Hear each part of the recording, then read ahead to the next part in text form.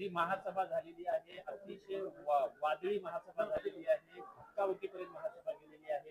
कशा पद्धतीने या सभा खेळीमेळीच्या वातावरणामध्ये महासभा पार पडलेली आहे.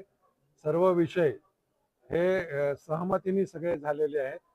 त्यामुळे वातावरण चांगलं होतं, चांगल्या पद्धतीने होतं आणि महासभेमध्ये अशा छोट्या मोठ्या कुरबुरे होतात, त्याच्यात फार काय मनावर घेण्यासारख्या नव्हत्या. परंतु नवीन काही सदस्य आहेत आणि त्यांना कसं बोलावं, काय बोलावं हे कळत नाही, कुठच्या कॉमेंट्स कराव्या हे कळत नाही. परंतु त्यांना आम्ही तशीच कल्पना दिलेली आहे. पुढच्या वेळी असं काही ते करणार नाही असं मला खात्री आहे. तर कुठले कुठले महत्वाचे विषय होते यामध्ये की ज्या विषयावरती चर्चा झालेली आहे, तुमच्या विषयावरती मतदान घ्यावं लागेल?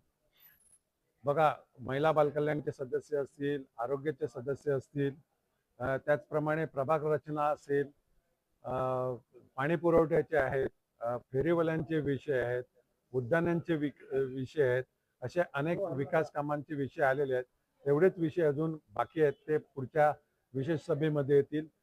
सकाळी बजेट दाखल झालेलं आहे स्थायी समिती सभापतीने, त्यावर देखील चर्चा 25 तारखेला होणार आहे आणि एखाद दोन विषय सोडले तर सर्व विषय सहमतीने झालेले आहेत. भाजपचा आरोप आहे की रचना केली, जी प्रभाग रचना झालेली आहे ती चुकीच्या पद्धतीने झालेली आहे आणि सत्ताधाऱ्यांना सोयीची वाटेल अशा पद्धतीने केली. नाही नाही नाही, आम्ही जसं भाजपने बीजेपीने नवी मुंबईमध्ये प्रभाग रचना केलेली आहे त्या पद्धतीने आम्ही देखील चांगली प्रभाग रचना केलेली आहे. सगळे प्रभाग एकमेकाला लागून आहेत, कुठचाही असा वेडावाकडा प्रभाग झालेला नाहीये.